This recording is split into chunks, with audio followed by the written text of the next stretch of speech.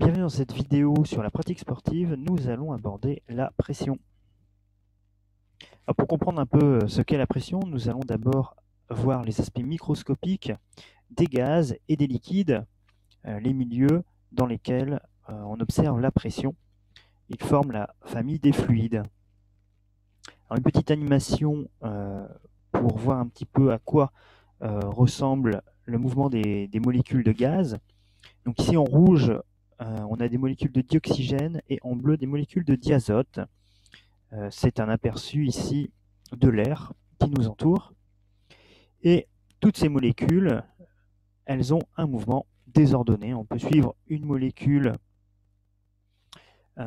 au cours de son mouvement, au cours du temps, eh bien, elles ont un mouvement désordonné, assez difficile à prévoir.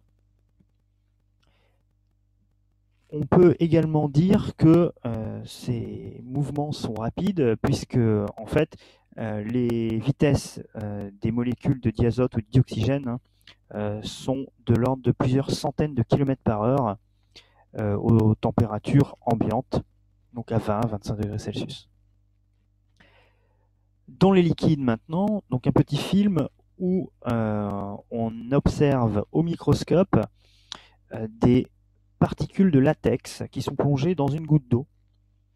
Ces particules de latex sont les petits points blancs, et ces petits points blancs ont un mouvement désordonné, un peu comme les molécules que l'on voit dans l'animation des gaz.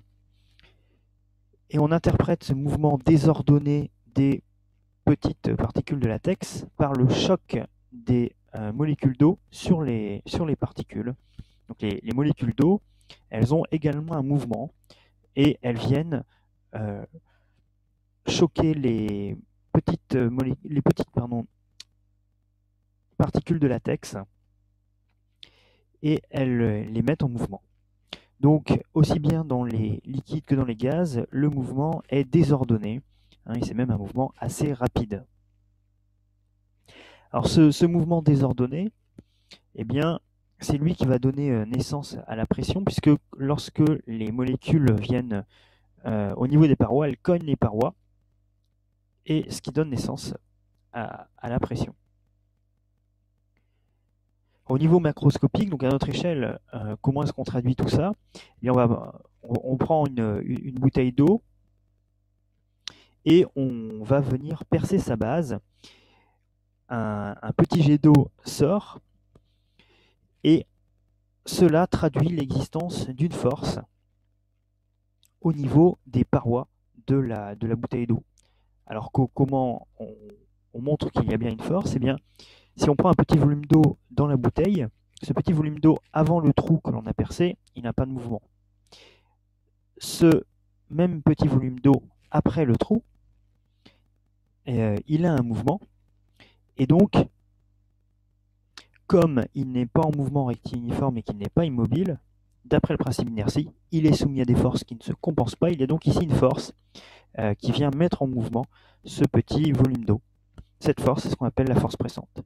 Alors pour la caractériser un peu mieux que ce qu'on vient de dire, un peu plus précisément, on continue l'expérience en inclinant la bouteille dans un sens de manière à ce que le jet d'eau monte au départ, et puis dans l'autre sens de manière à ce que le jet d'eau descende juste après le trou. Et on remarque que dans tous les cas de figure, eh bien, la direction du jet d'eau, elle est perpendiculaire à la surface de la bouteille d'eau, à la paroi de la bouteille d'eau. Donc les forces pressantes, elles sont perpendiculaires aux parois, quel que soit le fluide, que ce soit un liquide ou un gaz.